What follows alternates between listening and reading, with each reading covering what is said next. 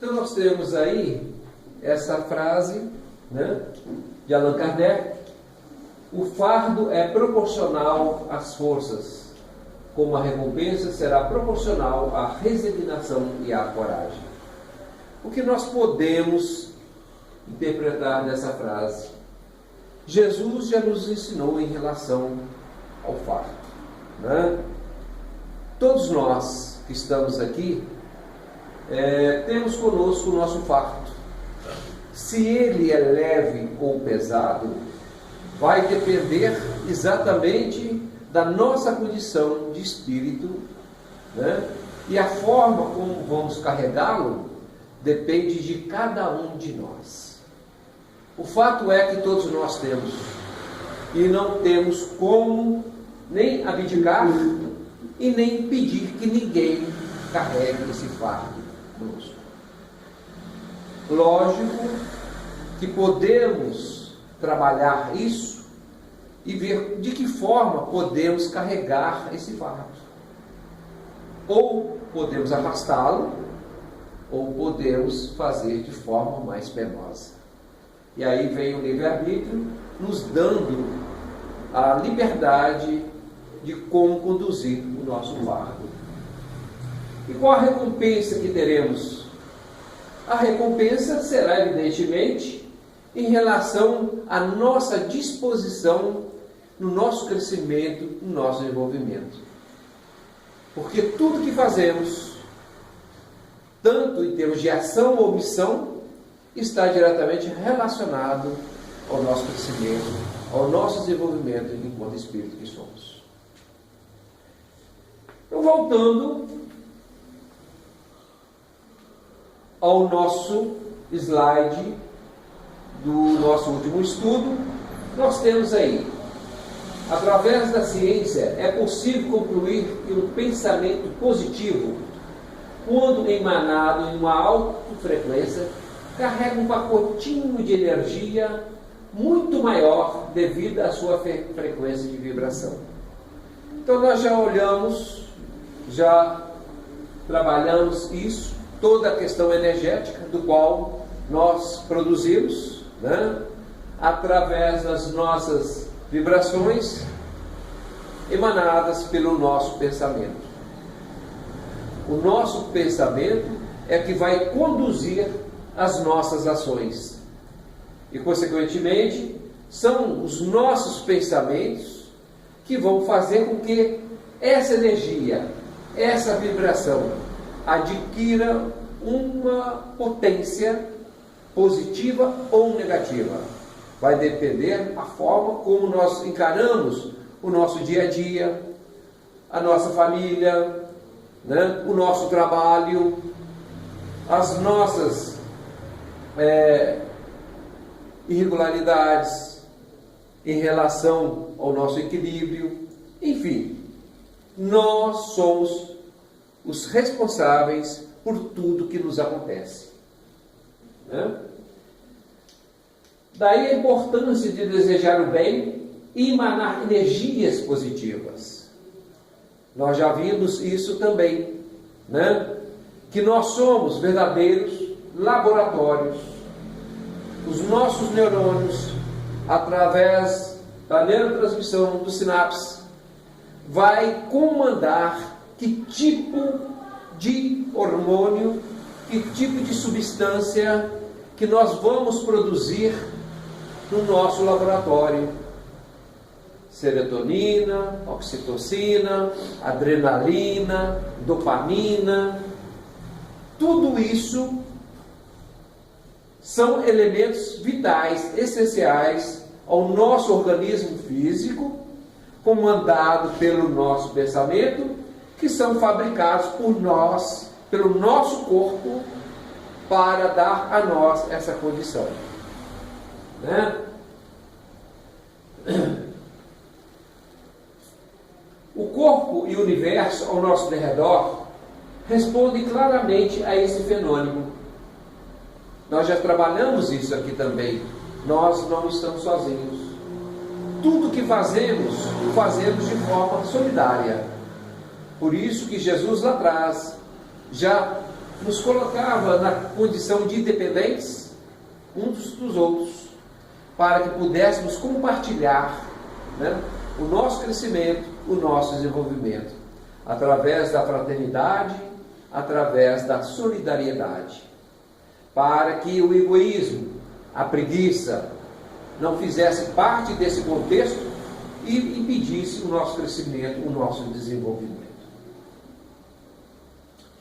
Mas o pensamento tem mais que energia suficiente para modificar uma realidade doentia. Nós sabemos disso. O enfoque que nós damos no nosso pensamento é capaz de modificar toda a estrutura, inclusive o DNA. É o único ser na natureza que, pelo pensamento, o possibilita modificar seu DNA. Possibilita trabalhar as suas células enfermas, tornando-se células sãs, através do pensamento. O que dizer então do intercâmbio com o plano espiritual? Que nós também, já o dissemos aqui, nós interagimos todos os dias, todas as horas, todos os instantes com os nossos irmãos no plano espiritual. Esse intercâmbio é necessário e fundamental para o nosso crescimento e o nosso desenvolvimento. Porque da mesma forma que eles nos auxiliam, nós também o auxiliamos. É uma via de mão dupla, para que nós possamos dar continuidade à solidariedade, à fraternidade. Porque quando se fala em caridade, não quer dizer somente nesse plano físico. A caridade também, ela se apresenta necessária no plano espiritual. E os trabalhos dos médiuns, nesse momento de intercâmbio, é fundamental. Quando nós assistimos, temos a capacidade de dar essa assistência ao plano espiritual desses irmãos em desequilíbrio que precisam da nossa assistência. Da mesma forma que nós, doentes das almas, precisamos da assistência do plano espiritual dos espíritos iluminados. E a nossa mente pode sofrer dessa influência? Evidentemente que sim, nos afirma Allan Kardec, através dos espíritos superiores, né? E a resposta, através da ciência, vem exatamente através da CID-10, item F443, que é a influência de obsessores no nosso dia a dia, nos trazendo o desequilíbrio, o desconforto e as doenças, tanto de natureza física quanto de natureza mental. E isso quem nos diz já não é mais a religião, já não é mais pessoas ligadas à doutrina espírita simplesmente, mas sim a própria ciência, né?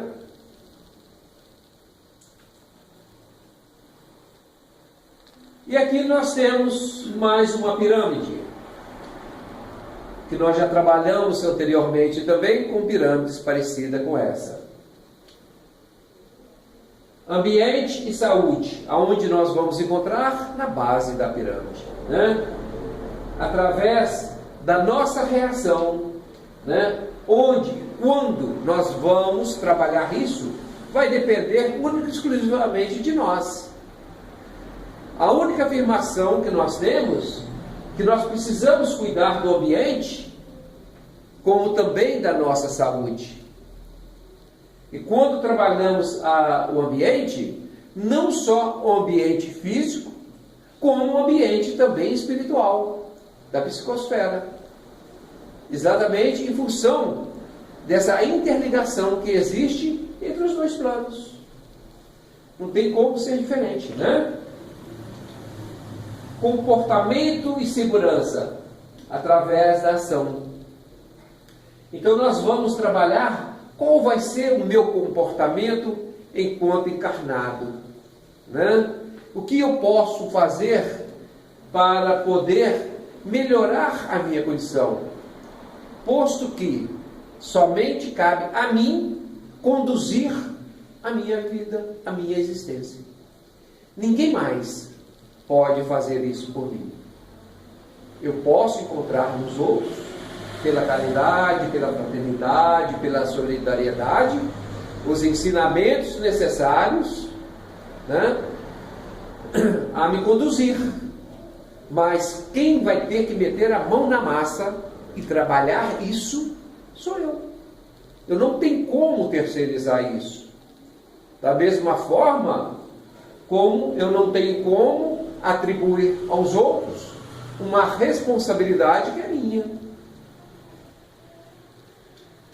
E a segurança se faz exatamente no sentido de nos possibilitar a caminharmos sempre de forma segura, serena, calma, tranquila, né?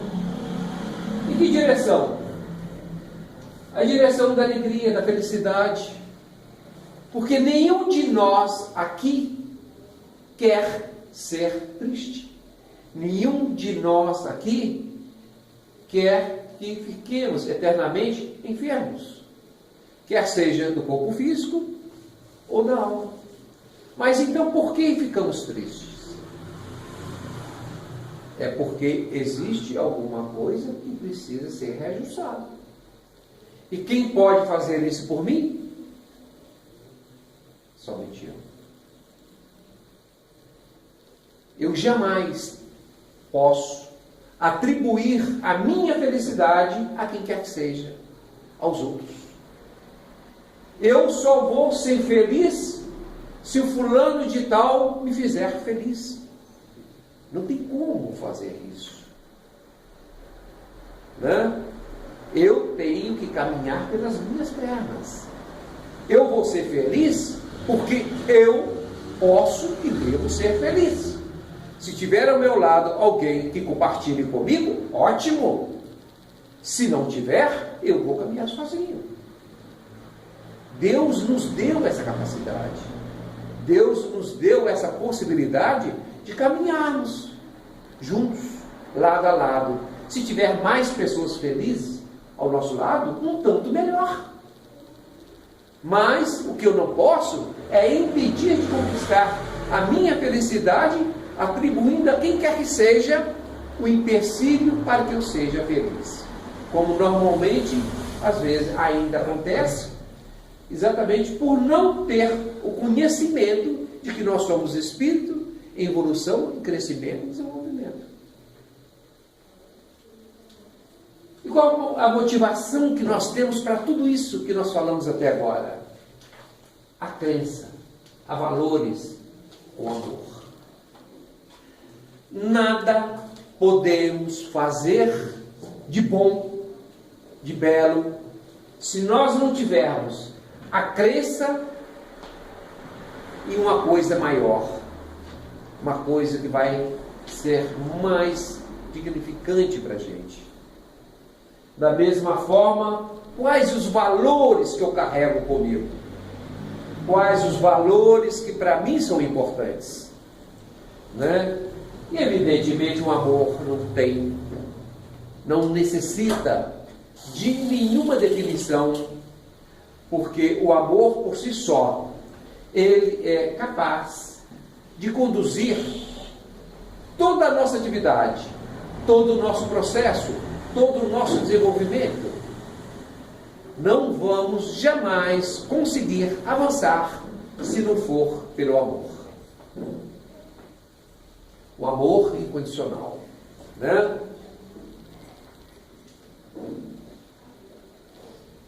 Qual a nossa missão?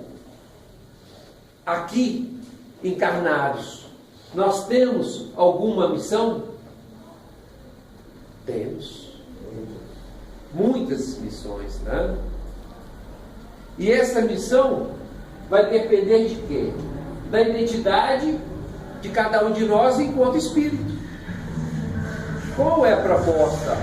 Qual é o planejamento reencarnatório e o que nós queremos fazer da nossa existência atual, né? E o que eu vou impregnar nisso? Será que eu posso fazer isso? Posso. Posso com o quê? Com as ferramentas que eu tenho,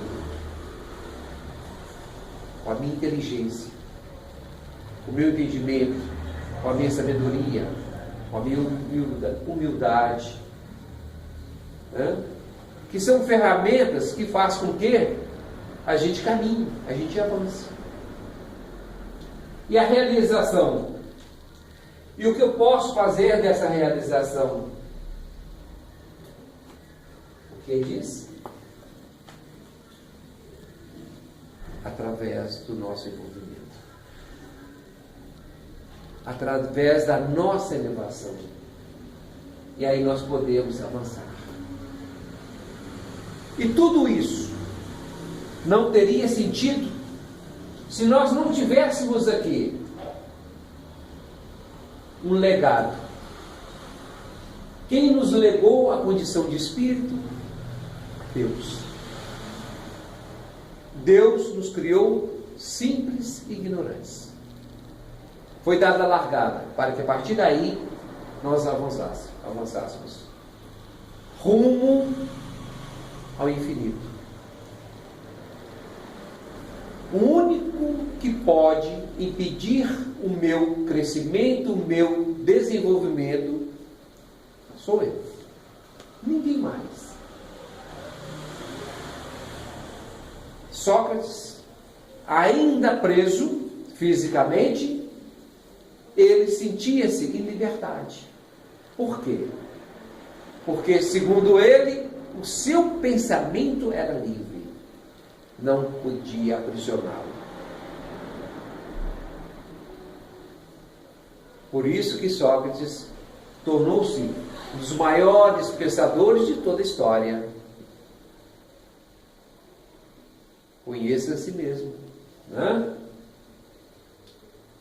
E aí nós temos então nossa pirâmide evolutiva, edificante, capaz de dar a nós, enquanto espírito em crescimento e desenvolvimento, parâmetros para poder consignar em nós elementos necessários ao nosso crescimento, ao nosso desenvolvimento.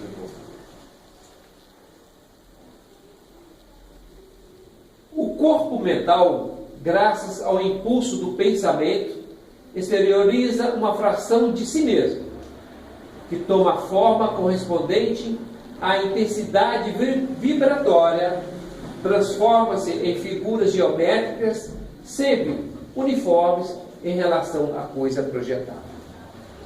Por isso que nós dissemos que o pensamento se materializa.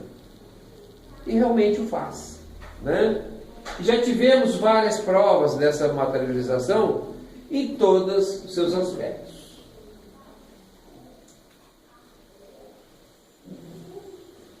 Assim, este estado vibratório da fração exteriorizada do corpo mental tem a propriedade de atrair no meio etéreo substância sublimada análogo à sua legislação. Quando nós nos posicionamos diante das coisas e diante das pessoas, o que se trabalha em nós, ainda que seja dentro de um campo etéreo, é a lei de atração, né? Por isso que o sensitivo, o médium, ele tem mais aguçado esses fenômenos que são fenômenos da alma, né? Por isso que nós temos que trabalhar esses fenômenos com paciência, com dedicação, com vontade, para que a gente possa aprender um pouco mais sobre esses fenômenos.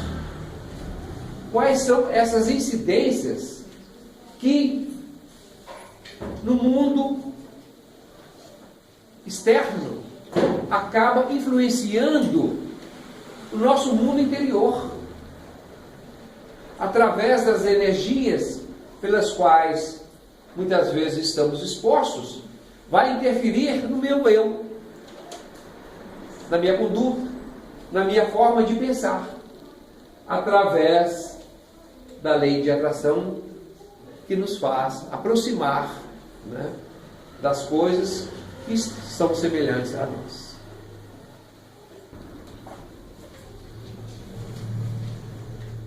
Se este pensamento implica uma aspiração pessoal de quem o formulou, tal como se dá com a maioria dos pensamentos, volteia então ao derredor do seu Criador, pronto sempre a reagir benéfica ou maleficamente, cada vez que o sinta em condições passivas. Ou seja, o pensamento é que vai dar o tom. O pensamento que é o fator determinante, o que vai estar à nossa volta. Qual é o campo energético que eu quero criar para mim? É um campo de equilíbrio? É um campo de instabilidade? Um campo de amor? Um campo de raiva? O que eu quero criar para mim? Se eu sei como a coisa funciona, se eu sei da importância do pensamento, e sei também que esses pensamentos é capaz de fabricar substâncias nocivas aos meus órgãos, inclusive até no meu humor, eu posso dominar o que existe de desequilíbrio em mim. Evidentemente, não é só o querer. Às vezes a gente chega num estágio tão avançado de desgaste, né, de enfermidade, que precisamos buscar socorro, buscar auxílio, tanto para o corpo físico como para o corpo espiritual. Havendo necessidade, vamos buscar na ciência médica tudo aquilo que precisamos para dar sustentação, equilíbrio e saúde para o nosso corpo, né? Porque nós também não podemos atribuir a nós encarnados tudo que nos acontece de ruim somente a questão de natureza espiritual. Muitas vezes o nosso corpo ressente de uma questão neurológica, fisiológica, uma questão acidental, né? Então nós temos que ter essa capacidade de discernimento, como bem nos ensinou Kardec, para que a gente possa separar o joio do trigo. O que é de César, dai a César, o que é de Deus, dai a Deus. O que é do corpo físico, é do corpo físico. O que é da alma, é da alma. O que não dá é para a gente misturar tudo isso. E hoje, graças a Deus, né, pelo entendimento que a medicina tem, já é possível separar o que é doença da alma, o que é enfermidade da alma, o que é do corpo físico. E o que é dos dois, o que é mais comum. A médium sonâmbula Anne Besant dizia que as formas do pensamento não se restringem às imagens de pessoas e coisas, mas atinge as concepções abstratas, as aspirações do sentimento, os desejos passionais que revestem formas características estranhamente simbólicas sobre o prisma análogo. O que ela quer dizer com isso? Já na época de Kardec, de Leon Denis, né, ela dizia o seguinte, que pelo pensamento ela conseguia ver nos pensamentos formas de pensamentos das mais diversas formas geométricas, desenhos diferentes emanados pelo pensamento. E elas via naquilo uma característica própria para alguns sentimentos. Então, quando a pessoa irradiava, vamos supor, a inveja, ou a ambição, ou a raiva, ela percebia que essa irradiação adquiria uma forma diferente. Tinha um desenho diferente. Da mesma forma, quando se projetava o amor, o sentimento de caridade, de fraternidade. Então não era só pela energia, pelas cores que emanavam dessa energia, mas apresentavam também figuras diferentes. O que ela achou bastante interessante, né? Estranhamente simbólicas as formas do pensamento. Algumas delas representam graficamente os sentimentos que as originaram. A usura, a ambição, a avidez, produzem formas retorcidas, como que dispostas a apreender ou cobiçar o objeto. Então, segundo ela, quando uma pessoa emitia esses pensamentos de ambição, de avidez, de usura, eles tinham formas de tipo de garras, que eram características de garras mesmo. Aquilo vinha em forma de um desenho assemelhando a essas garras. É como se realmente quisessem aprisionar aquilo dentro de um mundo etéreo.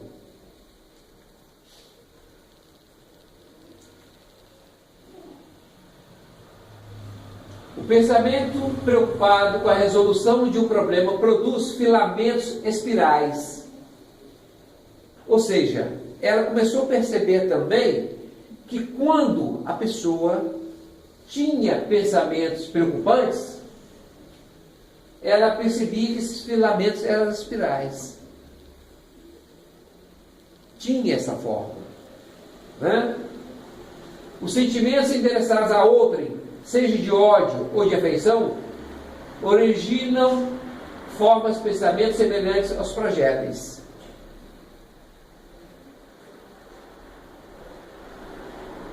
A cólera, por exemplo, assemelha-se zigue-zague de um raio. O medo provoca jatos de substâncias espardacentas, quais salpicos de lama.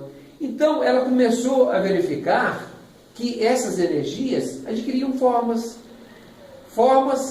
e características semelhantes a objetos e coisas que para nós tinham já um significado. Um pensamento de paz, quando emitido por alguém profundamente compenetrado desse sentimento, torna-se extremamente belo e expressivo. É o caso da molécula, lá na água, né, onde ele consegue comprovar a força do pensamento. Ele consegue comprovar que pelo pensamento você pode modificar sim as moléculas. Não só as moléculas, como também as nossas células.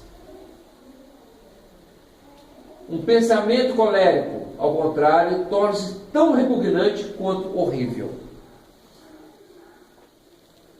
Então, os sentimentos, que é uma expressão do pensamento, é, na verdade, uma arma muito poderosa que nós temos, eu diria fundamental, essencial para a nossa existência. Sabendo disso, o que nós temos que procurar colocar em prática é como conduzir os nossos pensamentos somente para as coisas boas, somente para o amor, para a paz. E no mundo de hoje que nós vivemos, torna-se primordial nós educarmos os nossos pensamentos. Porque não adianta eu só querer. Porque adestrar o nosso pensamento passou a ser hoje uma questão obrigatória para a nossa saúde física, mental e espiritual. Então nós estamos deixando essa questão material à parte para adentrarmos no campo, né, do pensamento. Sendo que ainda a maior parte da humanidade está preocupada com a questão de ordem material ainda. Não que a questão da matéria, repito, não seja importante. É muito importante sim. Tanto é que Deus permite a reencarnação na matéria para que possamos crescer. O que nós não podemos é ficarmos eternamente ligados à matéria. A matéria é uma vestimenta para o espírito desenvolver-se e crescer. É uma questão secundária. A questão principal é o espírito. Só que, como nós estamos encarnados, precisamos da matéria.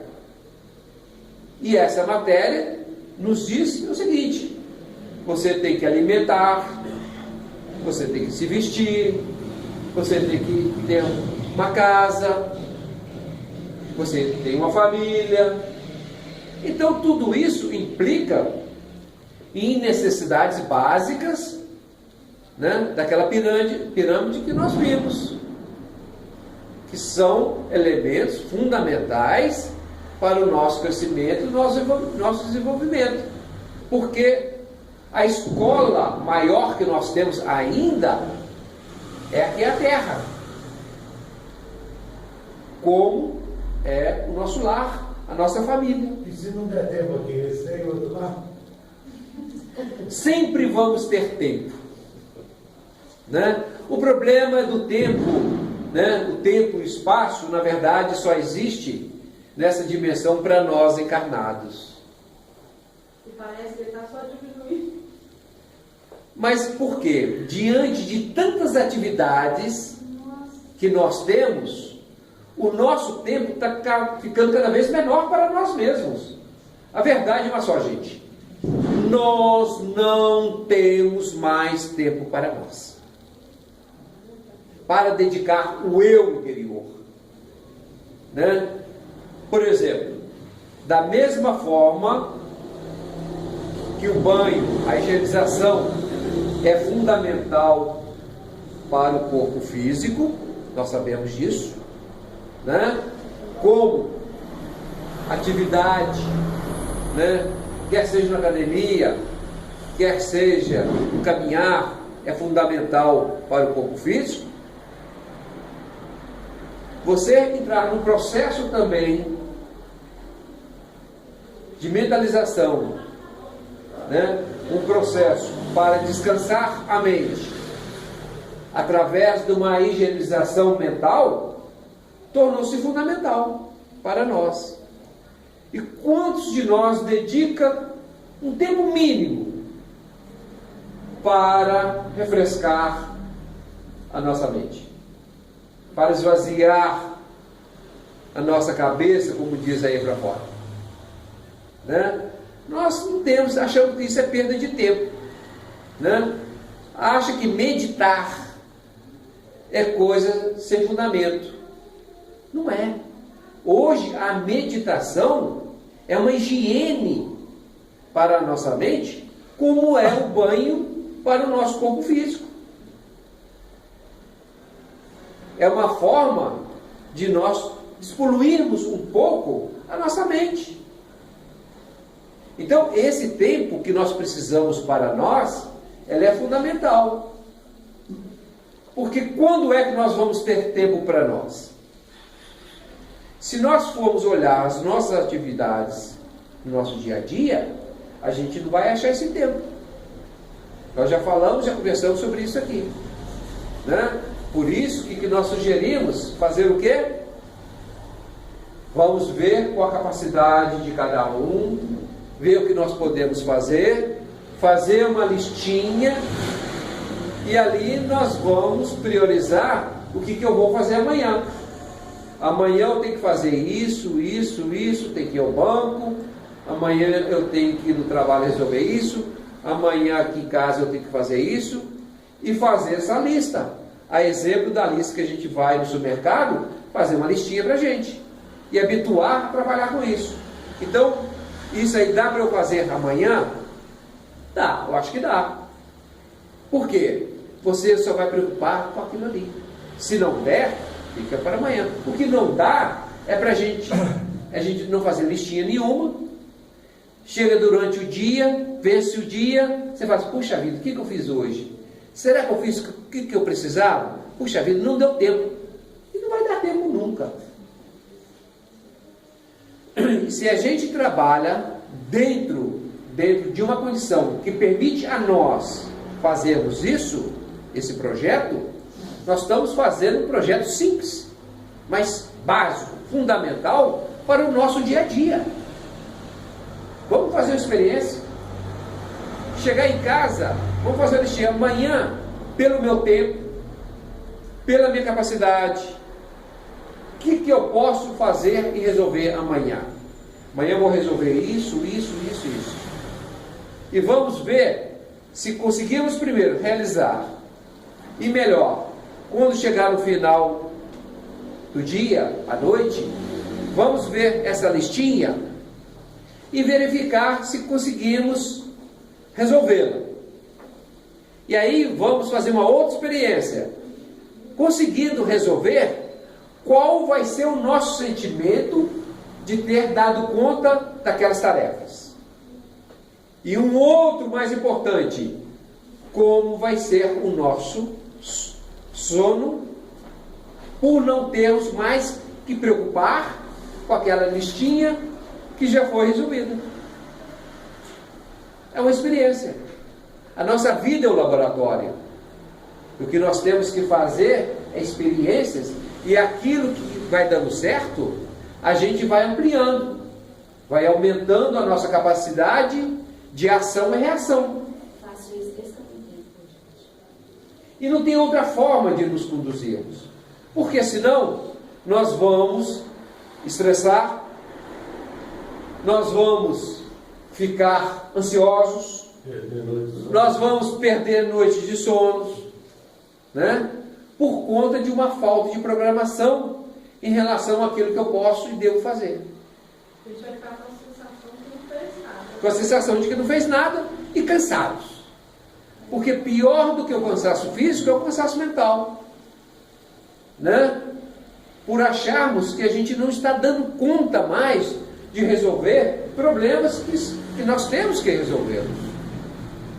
Não tem como, né?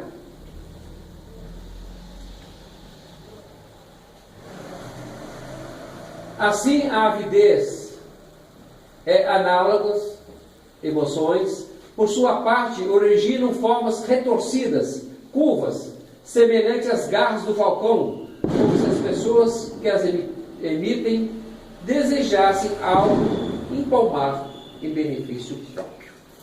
Então, tudo isso que vem demonstrar para nós que os nossos pensamentos têm forma assim, que os nossos pensamentos se projetam, né?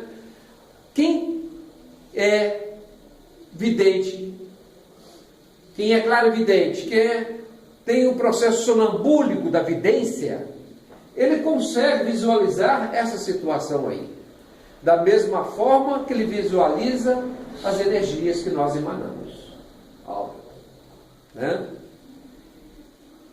E isso vem demonstrar com muita propriedade que nós somos seres energéticos, né? Então, como ser integral que nós somos, nós temos que verificar cada uma dessas situações. Nós somos ser biológico, somos ser social, somos ser psíquico, somos ser espiritual. Não dá para trabalhar esse ser integral escolhendo somente uma dessas partes para trabalhar. Temos que trabalhar todas elas, dentro da necessidade de cada uma, né? E buscando dar o melhor de nós em benefício de nós mesmos. Não tem como nós amarmos quem quer que seja se nós não amarmos a nós mesmos, né? amar a nós, aprender a amar a nós mesmos, é fundamental para sairmos de um processo do qual, muitas vezes, de forma equivocada, nós permanecemos. Às vezes, o que nós sentimos para o outro não é amor. Né? E a demonstração disso que muitas vezes a gente quer uma outra pessoa ao nosso lado, mas muitas vezes a gente não consegue olhar para nós mesmos com o amor que a gente deveria ter. Então são projeções que a gente faz pelo pensamento e que tem seu reflexo de acordo com aquilo que nós projetamos.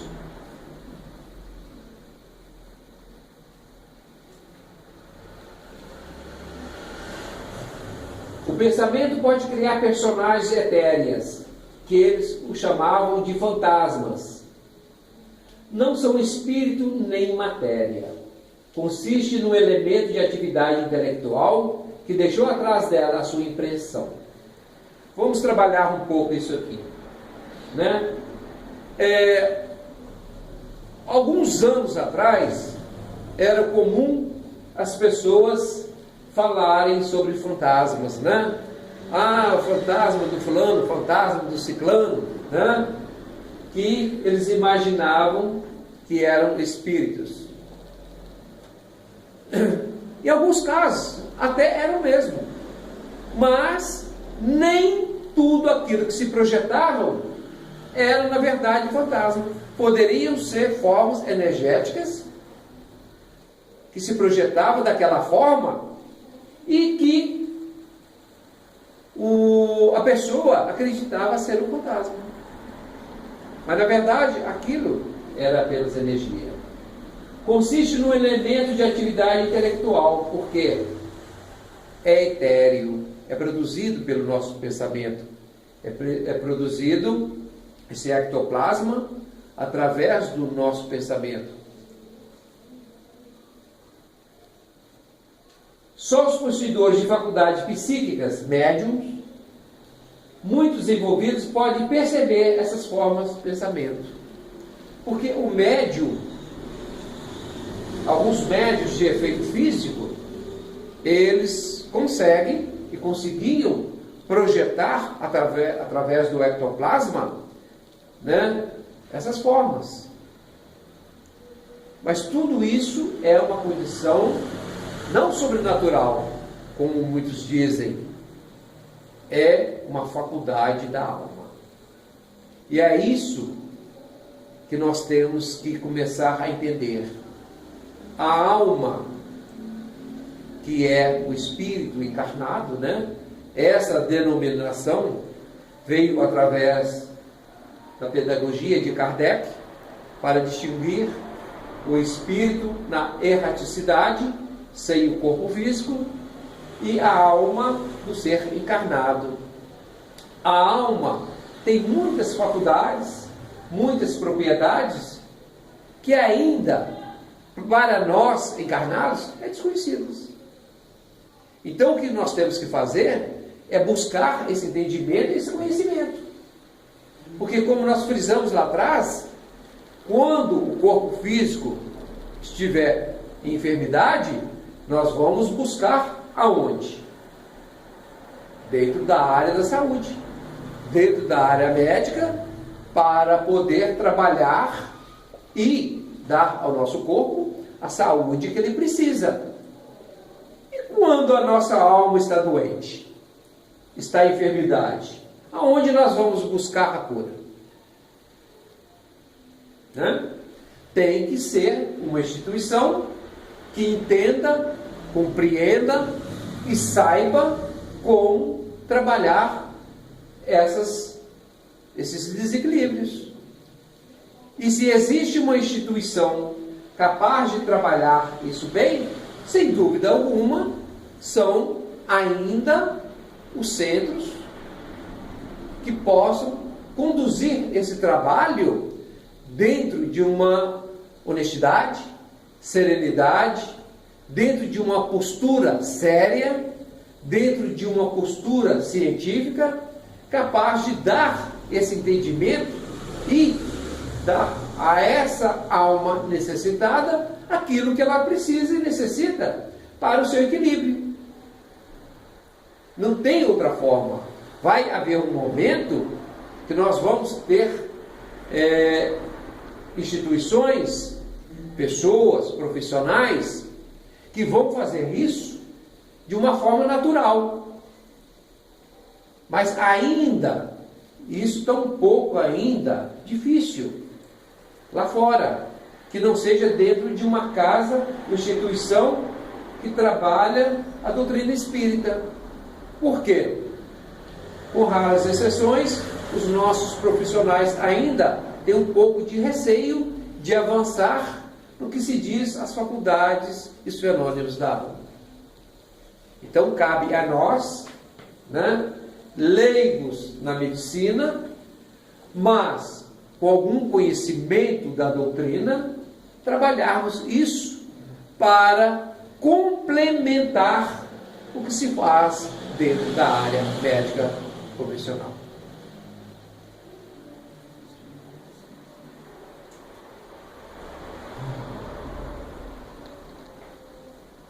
Perguntas?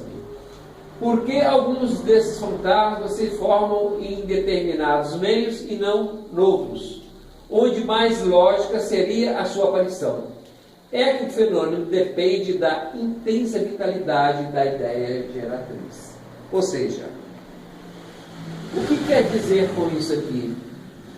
É que esses médiums, quando eles trabalhavam isso, né, eles o faziam em função da sua mediunidade. O que era antigamente considerado fantasmas, eles não apareciam sem mais sem menos. Na verdade, sempre havia um médium para poder canalizar aquela situação, né? Então, os médiums sempre estiveram presentes na humanidade. Os médiums não é uma propriedade da doutrina espírita. Nós temos médiums e sempre tivemos médiums e vamos continuar tendo os médiums em todas as religiões, em todas as comunidades, independente da raça, do sexo, da idade. A mediunidade é uma faculdade da alma. Do mesmo modo, o fenômeno da fotografia mental dos vivos demonstra que pensamento e vontade são forças plásticas e organizadoras. Por que plásticas? Por que organizadoras? Porque pelo pensamento nós vamos poder projetar, modificar, inclusive as células enfermas. Pela plasticidade dela e pelo poder das células se organizarem, né, que são perfeitas nas suas estruturas. Só que o pensamento, ele pode ser modificado. A exemplo do que o Vinícius colocou aí, né, Vinícius? Das moléculas. Então, é possível, sim, pelo pensamento? É. E graças a essa questão e a questão plástica, elas podem ser modificadas. E são os nossos pensamentos projetados que vão proporcionar essa modificação. Sempre, ou melhor, tanto pode ser para o bem, quanto para o mal.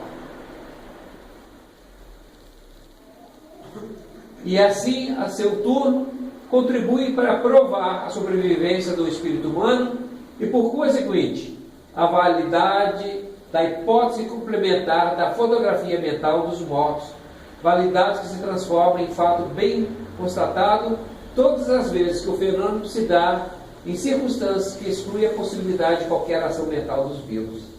Aqui também faz uma referência a uma situação que há uns anos atrás acontecia.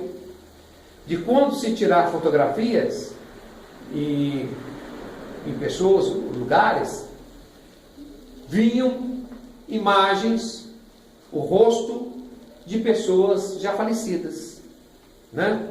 Então, como que conseguia tirar a foto de um indivíduo já desencarnado? Exatamente através dessa projeção que era feita ali, e ao imprimir, né, ao tirar a foto, conseguia registrar, materializar a rosto ou a fisionomia daquele ser desencarnado.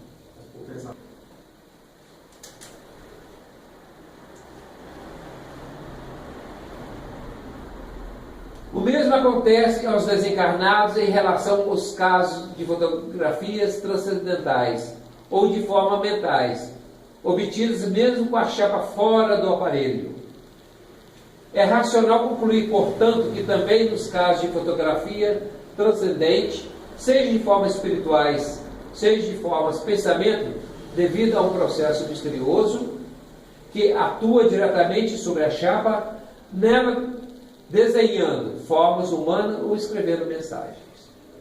O fato é que tanto na condição de espírito quanto na condição de alma, nós temos muitas propriedades das quais nós não sabemos como funciona.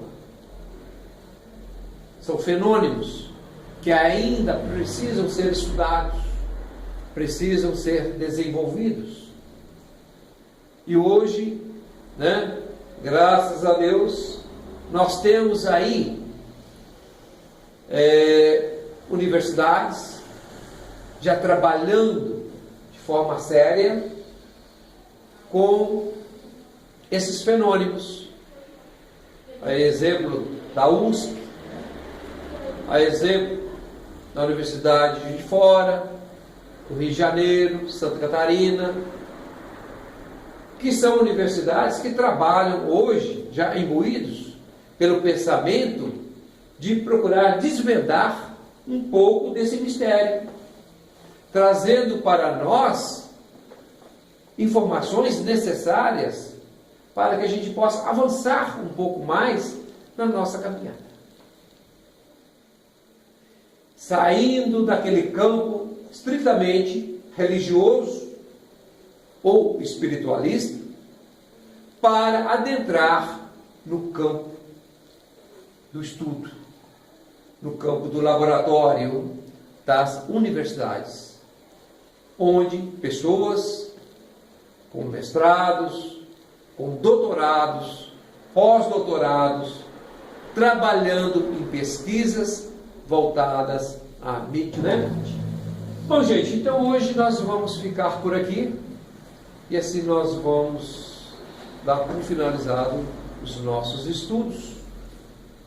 Vamos agradecer a Deus, né, mais uma vez pela oportunidade que nos foi dada essa noite de estarmos juntos.